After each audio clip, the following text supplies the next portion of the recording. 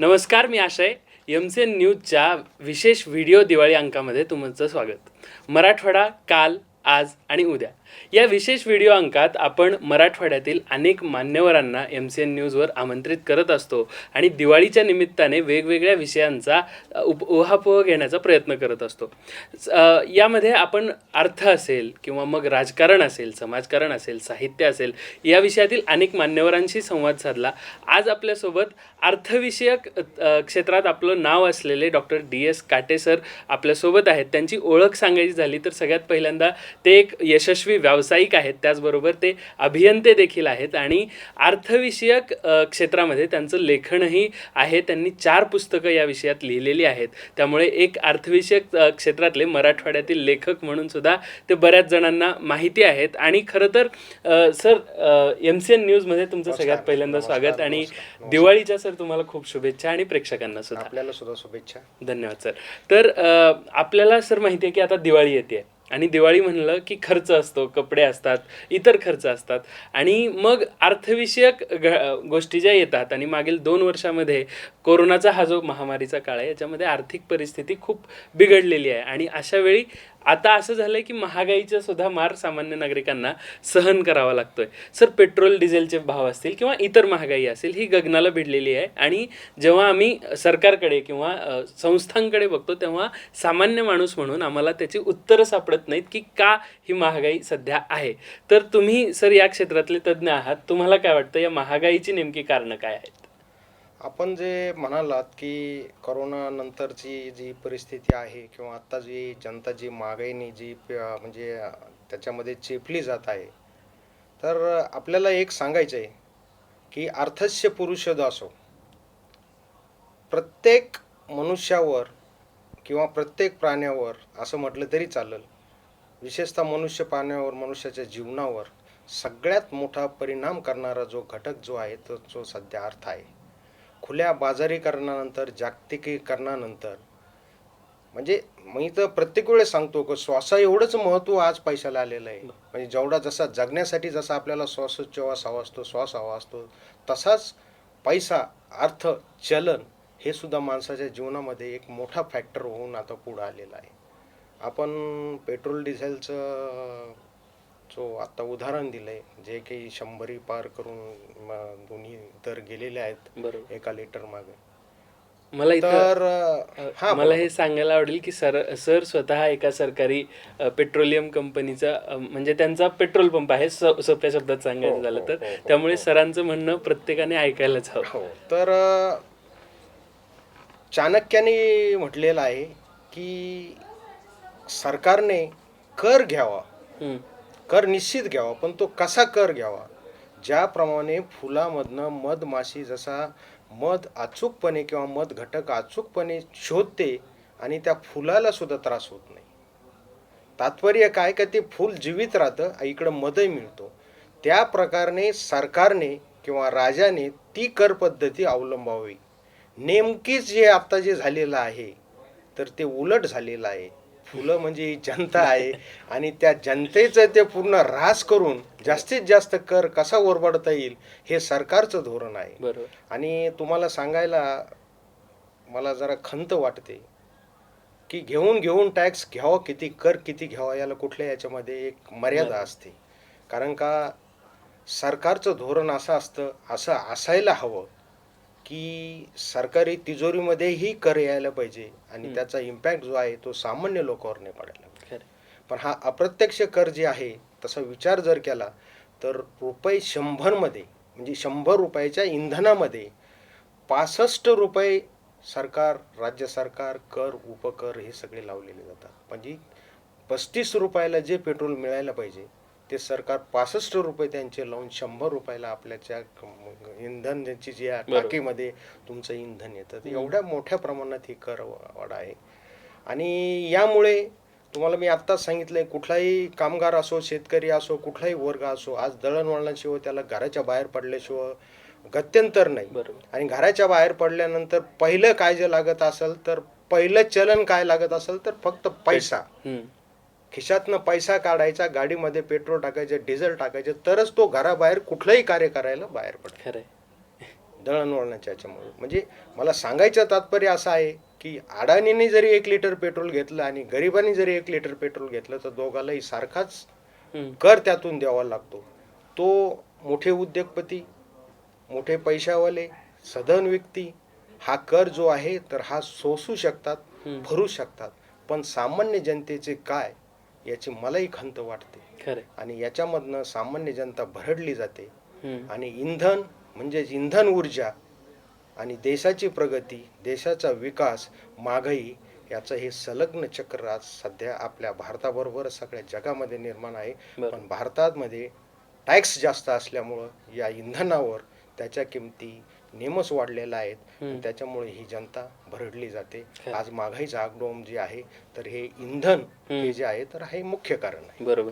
मग सर, दिवाळीच्या तोंडावर ही सगळी महागाई आलेली असताना एक अर्थतज्ञ म्हणून जेव्हा तुम्ही या विषयाकडे बघता, याच्यावर काही पर्याय आहे का? हे कमी होऊ शकतं का? काय करायला हवं सर? हो, मला म्हणजे याच्या अगोदर वेगवेगळे याच्यामध्ये मतांतर आहेत, पण सरकारने वस्तू व सेवा कर आणला आणि त्याच्यामध्ये भयंकर मोठ्या प्रमाणात गाजावाजा केली का एवढ्या भारतीय उपखंडामध्ये GST, एक कर, एक देश, एक माणूस, सगळंच म्हणजे सगळं एक सगळीकडे सारखं करू.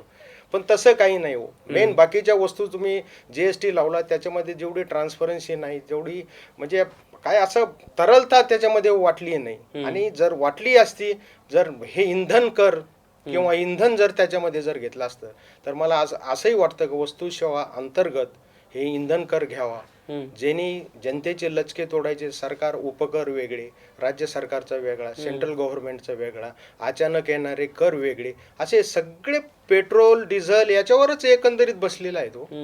तर मला असं वाटतं की ते GST मध्ये जर घेतलं तर सामान्य जनतेचा विचार करून थोडाफार दिलासा देण्याचा सरकारने प्रयत्न करावा. आणि त्याचबरोबर त्यांची तिजोरी तर भरली पाहिजे. सरकारच्या तिजोरीशिवाय आपण तर काही करू शकत नाही. त्याला दुसरे मार्ग कसे आपल्याला उपलब्ध करता येईल हे सरकारने जर केलं तर याच्यामधून निश्चित थोडाफार दिलासा मिळायचा आपल्याला आशा धरूया, अपेक्षा करूया आपण सगळे.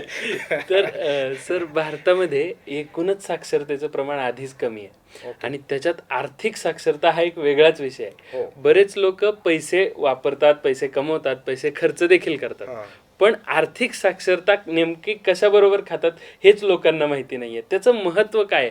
तर तुम्ही आर्थिक साक्षर असायला हवं का? काय गोष्टी माहिती पाहिजेत? याविषयी मला असं म्हणायचं आहे, अर्थमूल ही धर्मस्य. म्हणजे धर्म म्हणजे कुठल्याही जगण्याचं तुमची रीत आहो, तुमची पद्धत राहो, किंवा धर्म या धार्मिक अधिष्ठानानुसार जरी धरला तरी चालेल, तर त्याच्याशी अर्थ हे दडलेला आहे. मग आपण एवढं जीवन जगतो, आता ह्या पैशाला, ह्या अर्थाला, ह्या व्यवहाराला त्याच्याशिवाय आपण काहीच करू शकत नाही. आणि मुख्य कारण आपण सगळे इतिहास शिकवतो, भाषा शिकवतो, सगळ्या गोष्टी शिकवतो, कॉम्प्युटर शिकवतो, तांत्रिक ज्ञान, वेगवेगळे ज्ञान शिकवतो, आणि ह्या सगळ्याचं मूळ असणारं जे आहे अर्थ, त्याच्याविषयी कुठं आतापर्यंत काही धडे पहिली दुसरी पासून नाहीये. लहान मुलाला जर समजलं असलं तर तुम्हाला एक प्रसंग सांगायचा राहिलो. तर मी एका कार्यक्रमाला गेलो होतो, तिथं लहान मुलगा होता, त्याने बापाला ओढलं आणि म्हणला, बाप्पा उद्या चला बँकेमध्ये, मला अशी गाडी घेऊन द्या. तर तो म्हटला, बँकेमध्ये जाऊन काय करणार, आपल्या नावावर पैसा नाही, आपण गरीब आहोत, हे आहोत. तर ह्या मुलाची आकलन शक्ती तेवढी निर्माण करणं हे तुमचं आमचं कर्तव्य. जोपर्यंत त्याच्यामध्ये अर्थ साक्षरता येणार नाही, त्या मुलाला माहिती पडणार नाही की आपले वडील काय करतात, आपली कुवत काय आहे, कसे पैसे कमवतात, कसे पैसे कमवले पाहिजे, कसे खर्च केले पाहिजे, बँकिंग व्यवस्था कशी असते, बँकेत अज्ञान पालक जरी असला, छोटा मुलगा जरी असला, त्यांनी खातं कसं उघडायचं, कसा आर्थिक व्यवहार असतो, पैशाला किंमत काय असते, किती आल्यानंतर किती खर्च करायचा. तर आर्थिक साक्षरता छोट्या छोट्या बाबीमध्ये केली का ती नुसतं लेक्चर घेऊन बसणं, 4 लोकांना सांगतो तुम्ही अर्थ साक्षरता, असं नाहीये. लहान मुलाला तुम्ही बरोबर घेऊन जाणं, बाजारात वस्तूची किंमत सांगणं. तर ह्या सगळ्या बाबी, छोट्या छोट्या बाबी, गुंतवणूक असो, कुठल्या पॉलिसीज असो, किंवा जीवन विमा असो, याच्याविषयी माहिती देणं, की जेणेकरून ती पिढी जात आपल्याला हे नॉलेज जे राहील चालत, जसं बोली भाषेमध्ये वेगळ्या म्हणी वगैरे जसं चालू राहतात, तर तसे असं काहीतरी प्रकारे अर्थ साक्षरता इथनं पुढे निर्मित व्हावी असं आम्हाला वाटतंय आणि मी त्याचा म्हणजे एक भागच आहे समजतो माझ्या जीवनाचा आणि जे काही प्रयत्न करता येतील ते मी याच्यासाठी करतोय. खरंय सर. या व्हिडिओ दिवाळी अंकामध्ये आपण एका माध्यमाचा वापर करून लोकांशी संवाद साधतोय. तर ही आर्थिक साक्षरता पसरवण्यामागे प्रसार माध्यमांचा काय हात असू शकतो, त्यांची काय भूमिका असू शकते? हां, तर आपण एकदम माझ्या मनातला प्रश्न विचारला. आपले जे न्यूज चॅनल आहे ते एकदम नावाजलेले आणि ते चांगले आहेत. त्याच्यामुळे मला संवाद करताना बरं वाटतंय आपल्याशी आणि त्या संवादाबरोबरच माझी काही ना काही फायदा किंवा माझं काहीतरी गुपित दडलेलं असेल तर माझी एकच अपेक्षा आहे, माझी तुमच्याकडे येण्याची, तुमच्याशी बोलताना मला संवाद करण्याचा दुसरा एक आनंद होत आहे की तुम्ही असे काही अर्थसाक्षरतेविषयी कार्यक्रम राबवा का एखादा एपिसोड म्हणा किंवा बाकीचे वेगवेगळे अर्थाविषयी जे कार्यक्रम असतील का जे ज्यातनं व्यवहाराची माहिती मिळेल, एखाद्या बँकेत खाते कसे उघडायचे याच्याविषयी काही तुम्हाला 2 मिनिटाची न्यूज करता आली किंवा काय करता जर आली किंवा आता कुठला जर हे असले तर त्यांना इन्शुरन्स किंवा विमा हे कसा उतरवता येईल, शेतकऱ्याचे विमा कसे उतरवतील, तर अशा बाबीमध्ये थोडे थोडे एपिसोड किंवा एखाद्या न्यूज किंवा काही एखाद्या अशा बाईट्स तयार करणं की जेणेकरून लोकांपर्यंत अर्थसाक्षरता निघली जाईल आणि अर्थसाक्षरतेशिवाय भारतीय विकास इथनं पुढे शक्य नाही असं मला वाटतंय. मग त्याच्यामध्ये तुम्हाला अर्थसाक्षरतेची पदवीच पाहिजे किंवा डिप्लोमाच पाहिजे, कुठला 7 दिवसाचा कोर्स करा असं मला म्हणायचं नाही. पण तुमच्यासारख्याने मोठ्या चॅनलनी किंवा नावाजलेल्या चॅनलनी याच्यामध्ये इथनं पुढे जर असा उपक्रम जर घेतला तर मला असं वाटतं ते चांगली एक नांदी राहील आणि एक चांगला सामाजिक उपक्रम आपण हाती घ्यावा असं मला प्रसार माध्यमाकडून अपेक्षा आहे. येस. तर ही मुलाखत युट्यूबच्या माध्यमातून तर जगभर बघितली जाईल, पण आपल्या चॅनलचा प्रेक्षक मराठवाड्याचा आहे आणि मराठवाड्याकडे बघताना बऱ्याचदा मराठवाडा म्हणलं की दुसरा शब्द अनुशेष येतो. मग हा जो आर्थिक अनुशेष आहे त्याची कारणं नेमकी काय आहेत, त्याला जबाबदार कोण आहे आणि त्याच्यावर उपाय काय आहेत मराठवाड्यासाठी?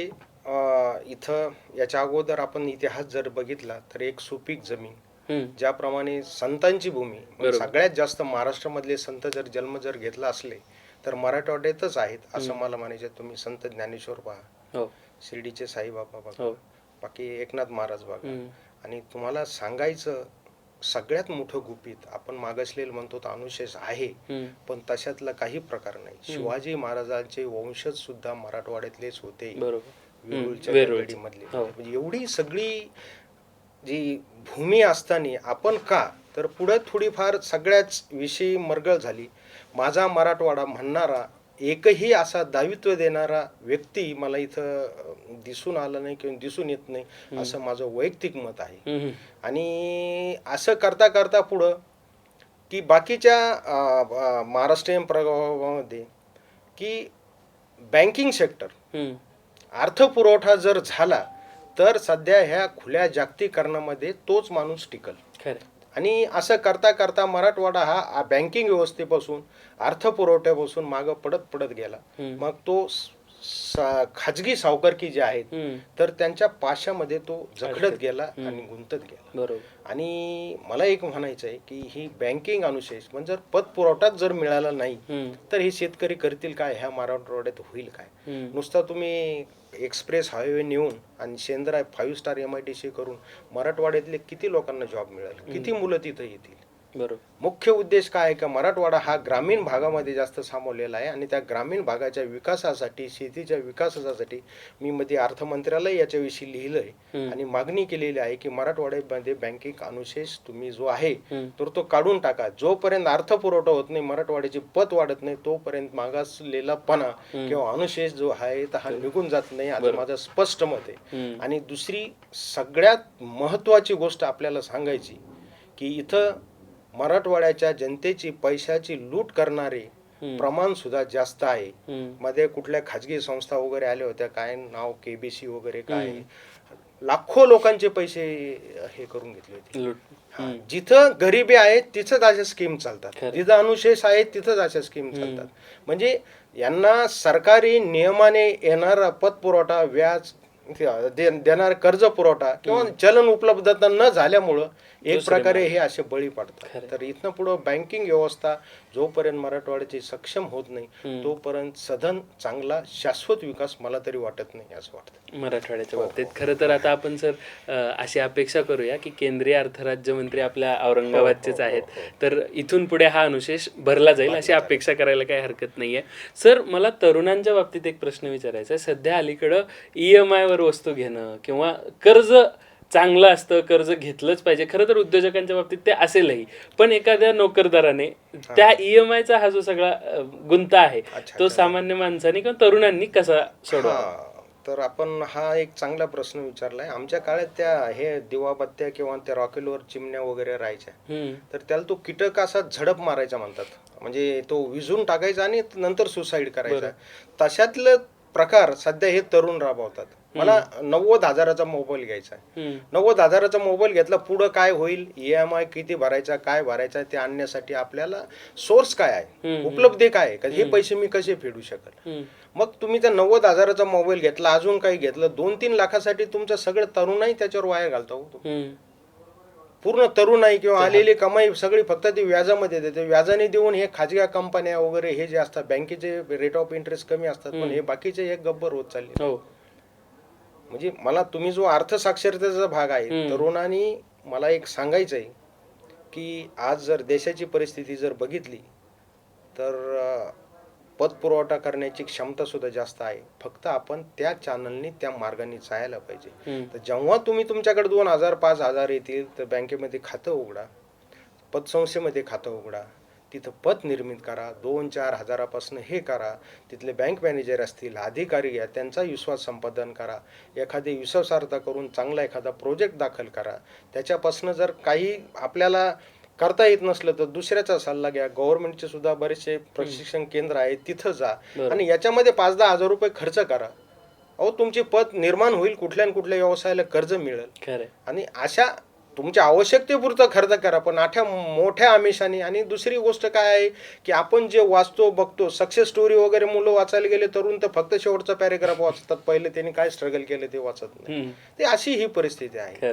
आणि जोपर्यंत तुम्हाला खायचं किती, तुम्ही एका घास जो खातात, म्हणजे मोबाईल किंवा बाकी तुम्ही आता जे म्हटले ना स्वीटी, एक घास जो खातात त्याच्यामध्ये भयंकर आनंद मानता. अरे बेटा, तो एक घास तू खाण्याच्या अगोदर हे कर का आपल्याला हा घास निर्माण कसा करायचा, का ज्याच्या ओसनं जीवनभर आपल्याला काही ना काही सोर्स ऑफ इन्कम तयार होईल. तर असा हे करणं भाग आहे. तर ही सध्या आपण जे बोललेलं आहात, तर चंगळवादी वृत्तीची लागण ही सगळीकडे होते. त्यातली त्यात चंगळवादी वृत्ती जी आहे ते हे विकसनशील देश जे आहेत, म्हणजे नवीन उभारीत विकास ज्या ज्या देशात होतो, तर तिथे हे असे प्रकार चालूच राहणार आहे सगळे. मला आपल्या प्रेक्षकांना हे सांगायला आवडेल की सरांनी राष्ट्रपिता महात्मा गांधींचं आर्थिक धोरण काय होतं याच्यावर संशोधन केलंय. सर, काय सांगाल, गांधीजींनी आपला देश कसा पुढे नेला असता किंवा त्यांचं आर्थिक धोरण काय? गांधीजींनी एक वाक्य बऱ्याचशा लोकांना माहिती नाही, खेड्याकडे चला तर हे ते म्हटलेलेच आहे, पण ग्रामीण भागातील गावाचे रक्त किंवा माणसाचे रक्त हे शहर उभारणीचं सिमेंट आहे, हे वाक्य गांधीजींनी म्हटलेलं आहे. तर याच्यामध्ये काय म्हणजे एवढं गूढ गुपित, एवढा मोठा व्यासंग दडलेला आहे की आपण ग्रामीण भाग हा आशक्त करत चाललेलो आहोत आणि शहराकडे वाढत चाललेलो आहे. एकंदरीत ग्रामीण भागातील लोकांच्या कष्टाच्या श्रमाच्या रक्तावर शहर उभारणी होत आहे. म्हणजे त्यांचं म्हणणं असं, शहर उभारायला पाहिजे असं नाहीये, ग्रामीण भाग सुद्धा तुम्ही सक्षम करा.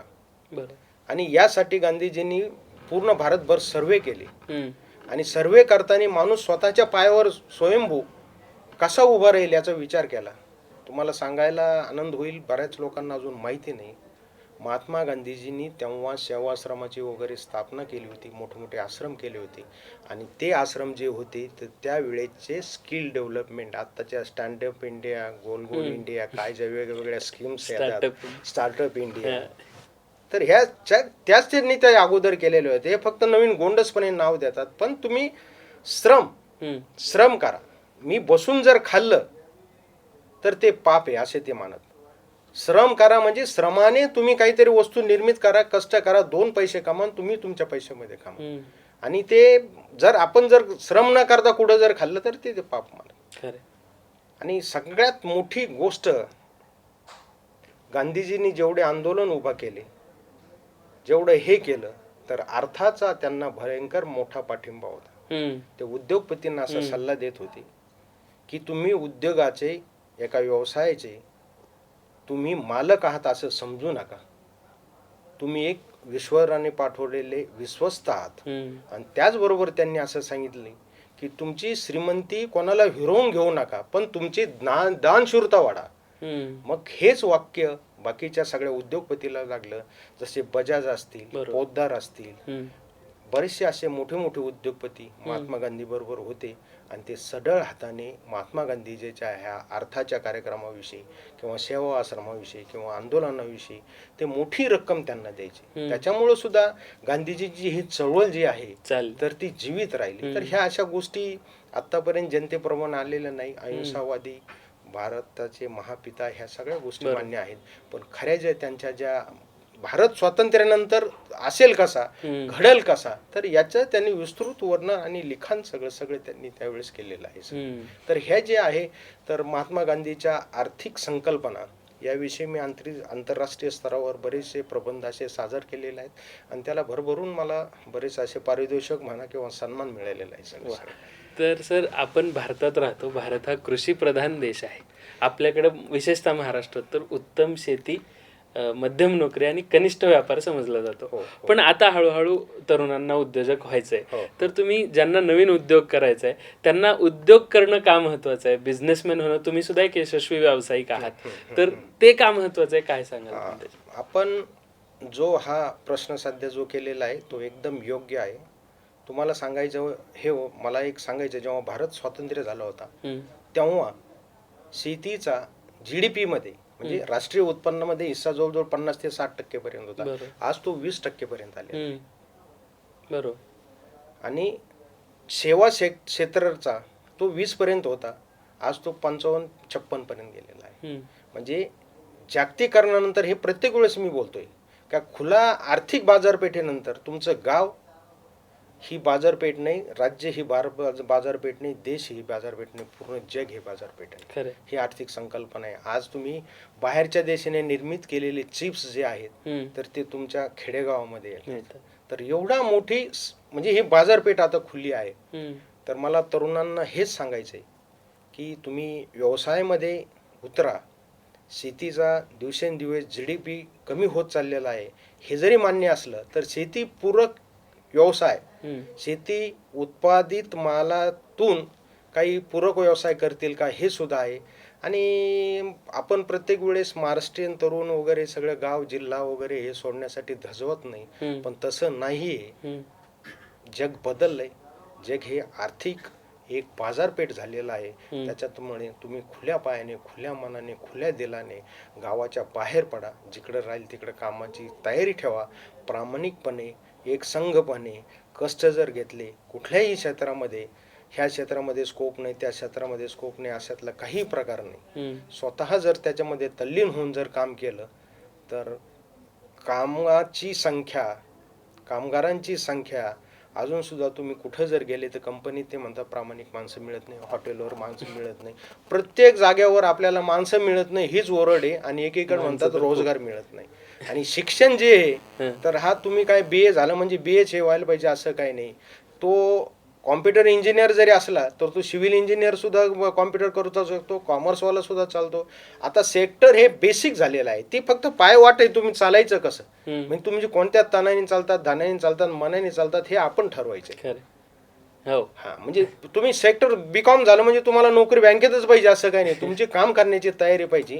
आणि तरुणांनी जे मला एक सांगायचं आहे की तुमची मानसिकता काढून टाका. तुम्हाला फॅनमध्ये, AC खाली, टेबल खुर्चीवरच काम मिळेल असं काही नाही. असे कामं जगामध्ये सध्या राहिलेले नाही. पिझ्झा डिलिव्हरीवालेच इथनं पुढं तुमच्यापेक्षा जास्त पैसे कमवतील. आणि तुम्हाला मला सांगायला मी एका माझ्या स्पीचमध्ये दिलेलं आहे आणि बोललेलो आहे, दिवस असे येतील आपण काम जर नाही जर केलं तर खालचे स्वीपर, कामगार करणारे, सफाई कामगार यांना काही दिवसांनी मॅनेजरपेक्षा जास्त पगार राहील, कारण ते तसे काम श्रम करतात, त्यांचं श्रम करतात हम्म. किंवा ते तशी लाज धरत नाही. हम्म. तर अशातलं एक आम्हाला संधी भरपूर आहे, रोजगाराची संधी भरपूर आहेत, पण प्रामाणिकपणे निष्ठेने काम करणं हेच तरुणाला सध्या आवश्यक आहे. याच्याशिवाय आपल्याला ह्या दारिद्र्यातून किंवा गरिबीतून मुक्ती होणार नाही असं मला वाटतं. खरं तर भारत 1947ला स्वतंत्र झाला, पण या मानसिकतेतून बाहेर यायला आपल्याला अजून काही वर्ष लागतील. पण ज्या तरुणांना उद्योग करायचा आहे त्यांच्यासाठी हा अतिशय मोलाचा सल्ला म्हणता येईल. खरं आता सर दिवाळीचे दिवस आहेत आणि दिवाळी हा भारतातला सगळ्यात मोठा सण आहे. हो हो तर या सणामध्ये आपण लक्ष्मीपूजन करतो, हो. पण या लक्ष्मीपूजनाचा खरा अर्थ तुम्ही सांगतात तो काय आहे? तसं जर बघितलं तर लक्ष्मीचे बरेच वेगवेगळ्या म्हणजे यांनी पैलूतून प्रत्येकजण वेगवेगळा विचार करतो. काही धार्मिकतेतून करतात, काही पूजा म्हणून करतात, काही स्वच्छता म्हणून करतात. तर आत्ता मी तुम्हाला जो उदाहरण दिलेलं आहे की ते सुद्धा कर्तव्य काम मानलं पाहिजे. एक शिवर जर असला तर तो त्याचं कर्तव्य मानतो. मी माझा व्यवसाय करतो तर माझंही कर्तव्य एक आहे, पण माझ्या दोघांची निष्ठा काम करण्याची पद्धती एक आहे असं मी समजलं पाहिजे. तर त्यातून लक्ष्मीच्या याच्यातनं काय म्हणजे एक स्वच्छता एक आपण घेतलेला असतो. बरोबर. स्वच्छता एक ठेवणं, स्वच्छता ठेवायला म्हणजे श्रम लागतात, म्हणजे तुमची मनाची तयारी हो. लागते. आणि दुसरी गोष्ट की त्या दिवशी आपण शुद्ध मननेली जी धनप्राप्ती आहे तर ती चिरकाल टिकाव.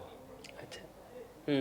हा म्हणजे माझ्या याच्या विचारातून आकलनातून संकल्प आहे. मी किती जर पैसे वेगळ्या मार्गाने जर कमवले आणि त्याचं जर पूजन जर केलं तर ते लक्ष्मी पूजन होऊ शकत नाही. मायापूजन. मायापूजन होऊ शकतं. म्हणजे चांगल्या स्वच्छ नीतीने स्वच्छ याने कमावलेलं धन जे आहे तर याचं पूजन म्हणजेच लक्ष्मी पूजन आहे, जे चिरकाल टिकेल आणि त्याला अमृतचा स्पर्श झाल्यासारखं हे जे धन जे आहे तर माझ्या चांगल्या कामासाठी उपयोगी येईल, समाजाच्या चांगल्या कामासाठी उपयोगी येईल. नाहीतर मी स्वच्छ याने कमवायचं आणि ते दुसऱ्या 2 नंबरच्या मार्गाला जर घातलं तर ते खरंच त्या लक्ष्मीचा आदर पूजन होणार नाही असं मी मानतोय. तर असंच सगळ्यांनी धारणा ठेवा, स्वच्छ चांगल्या मनाने आणि चांगला उपभोग तो लक्ष्मीचा पैशाचा कसा घेता येईल याकडं थोडंफार लक्ष असावं किंवा धारणा तशी असावी. खरंय.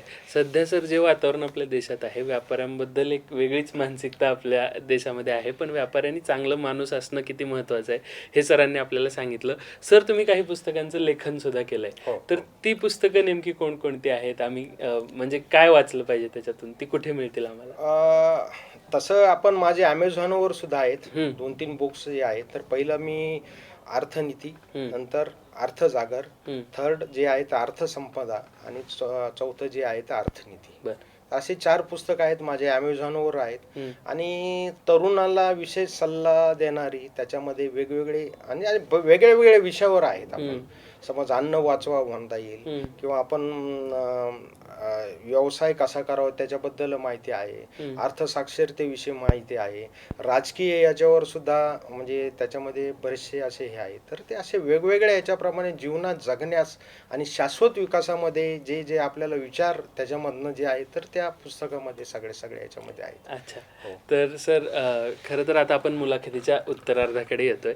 तुम्ही एक यशस्वी व्यावसायिक आहात, तर यशस्वी उद्योजक होण्यामागे काय गुपितं असतात आणि त्याच्यामध्ये तुमच्या कुटुंबाचा सहभाग किती असतो? आपण तसं जर हे जर केलं तर मला एक सांगायचं आहे की तशी माझी कौटुंबिक कशी व्यावसायिक परिस्थिती नव्हती. मी ग्रामीण भागामधनंच मी व्यवसायाला सुरुवात केली. अवघ्या 5,000 वर मी व्यवसायाला सुरुवात केली. ते 5,000 रुपये मी एका माणसाकडनं उसने घेतले होते आणि ते उसने घेऊन मी त्याच्याकडे गेलो होतो. नंतर तोही असा कोणाला तरी असे पैसे द्यायचा, कोणी 5,000 घेतले, 5,000 100 200 300 द्यायचे, त्याला तेवढी बक्षिसी मिळायची. नंतर मी ते थोडं 5-6 महिन्याने काम घेऊन गेल्यानंतर गेलो. तो ऊसतोड कामगार होता बिचारा. त्यांनी सुरुवातीला घेतलं आणि जेव्हा ऊस तोडून आल्यानंतर मी त्याच्या घरी गेलो आणि त्याला 5,000 दिले आणि वर 500 रुपये बक्षीस दिले. आणि ते घेतल्यानंतर त्यांनी ते मोजले ते सगळे. त्यांनी 500 रुपये मागं दिले, त्याची मुद्दल रक्कम फक्त 5,000 घेतली. मला सांगितलं बेटा तू जा तुझ्यासारखा प्रामाणिक माणूस मी बघितला नाही ना. ते लोकांनी पैसे घेतले का परत आणूनच देत नाही. त्यावेळेस चेक काही लिखापडी वगैरे काही नसायचे, तोंडी बोलीवर द्यायचे. तर त्यांनी मला तो आशीर्वाद दिलेला आहे. म्हणजे जसा कुटुंबाने मला पाठिंबा दिला, तर त्याचा आशीर्वाद, त्या माणसाची मदत बरोबर. मला अद्यापपर्यंत जाणवते. आणि त्यांनी जे सांगितलेलं जे आहे, प्रामाणिकपणे पैसे कमव, आणि त्या पैशाच्या, त्या शुद्ध लक्ष्मीमुळं मी पुढं माझ्या व्यवसायाची वाटचाल सुरू केली. आज बऱ्यापैकी मी 2-4 क्षेत्रामध्ये स्थित आहे. आणि शेवटपर्यंत कामाची कधी मी लाज धरली नाही. कुठलंही काम जर असलं तर नोकराच्या अगोदर मी अगोदर करतो. त्याच्यामधनं जे एक्सपिरियन्स येतील ते नोकराला त्याच्याप्रमाणे करायचे सांगतो. आणि शेवटपर्यंत जिद्द आहे, प्रामाणिकपणे आहे. आता माझं वय जवळजवळ 57 पर्यंत आहे. तरी सुद्धा मी सकाळी 4 वाजल्यापासून काम करतो, व्यायामही करतो. अरे तर अर्थ, आरोग्य याचा जो आहे तो संगम ठेवून जर माणूस जर जगलं, नुसतंच कोट्यावधी रुपये जमून ते जर आपल्या आरोग्यास कामं जर नाही आले तर त्याचा काही उपयोग नाही. त्याच्यापेक्षा आपलं आरोग्य चांगलं बनून तुम्ही जेवढं अर्थार्जन चांगल्या पद्धतीने करतात याला सुद्धा महत्व आहे सगळं. खरं तर दुर्दम्य इच्छाशक्ती, प्रामाणिक प्रयत्न करण्याची तयारी असेल तर तुम्ही आयुष्यात यशस्वी होऊ शकता. हा मूलमंत्र आज आपल्याला DS काटे सरांनी दिला आहे. सर, तुम्ही MCN न्यूजवर आलात, दिवाळीच्या निमित्ताने आलात. पहिल्यांदा तर तुम्हाला पुन्हा एकदा दिवाळीच्या शुभेच्छा. तुमचं हे मार्गदर्शन ऐकून अनेक तरुण आपल्या वैयक्तिक आयुष्यात आर्थिक नियोजन व्यवस्थित करतील अशी मी अपेक्षा करतो. सर, तुम्ही आलात, खूप खूप आभार तुमचे. धन्यवाद. सगळ्यांना दिवाळीच्या शुभेच्छा. धन्यवाद.